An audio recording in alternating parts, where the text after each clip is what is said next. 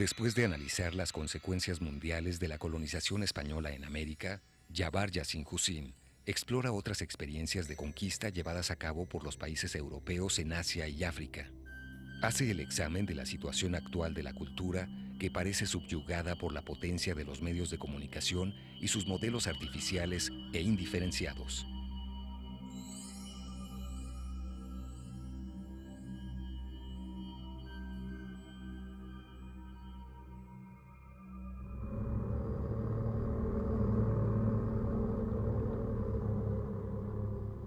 Les barbaries s'est déplacée car l'ordre continuait et le colonialisme qui a pris un essor dans le reste de l'Europe allait chercher d'autres victimes, d'autres cultures victimes en Afrique et en Asie, chez d'autres sauvages.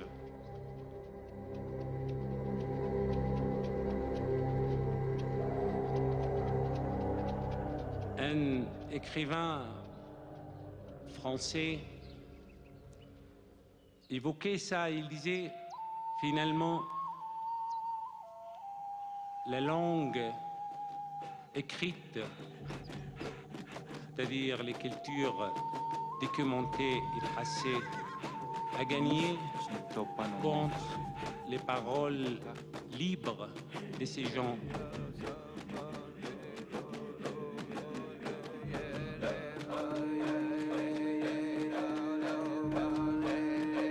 Je parle de Todorov qui nous dit que si l'Afrique et l'Amérique latine a perdu son histoire de cette manière-là et de cette vitesse-là, c'est parce que les Européens sont venus avec une arme plus redoutable. C'est la langue écrite. C'est les paroles tracées, c'est l'ordre consigné. Et c'était facile de balayer les oralités de ces civilisations. Durant 2 siècles et demi, cette machine de barbarie continuait et est devenue même une entreprise rentable et la plus rentable pour l'Occident.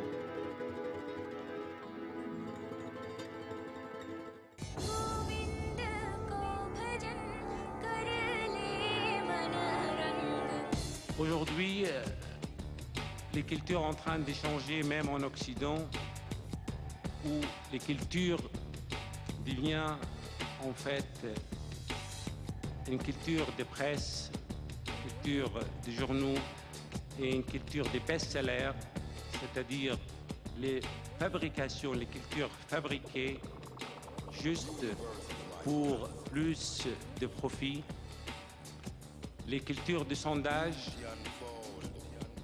dans chaque journal, dans chaque publication. C'est les sondages qui gouvernent, c'est les sondages qui décident qui est l'écrivain, le véritable écrivain, qui est le véritable artiste.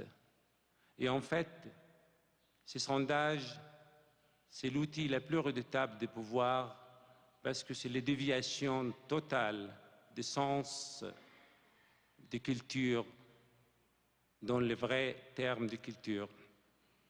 Je n'ai pas de réponse pour sortir de cette impasse culturelle, mais je sais qu'aujourd'hui, le monde, et pour les futures générations, a besoin, comme au XIXe siècle, l'écrit de Nietzsche, on a besoin de refonder une culture de différence, une culture humanitaire, une culture internationale, une culture de chaque peuple qui préoccupe des problèmes de chaque peuple, mais qui laisse les marges pour le reste de l'humanité et qui érige des passerelles avec les autres cultures et qui jette des clés dans les champs pour que chacun et chacune puisse ouvrir la porte qu'il voulait, c'est-à-dire choisir les cultures qui les concernent, les cultures qu'il le veut, et que les cultures ne soient pas imposées sur nous et qu'on ne soit pas dominé par une culture d'une unique dimension.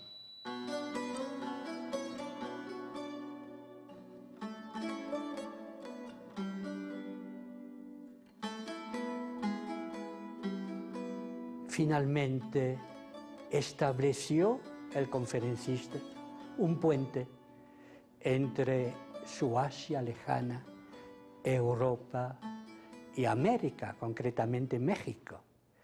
Y el tema del puente precisamente es un tema recurrente, tanto en su obra como en la conferencia, ya que sabe él que un puente es mucho más que una obra de ingeniería, que une dos orillas de un río. Un puente, salvando la dificultad del paso de un río, es efectivamente una apertura entre dos horizontes.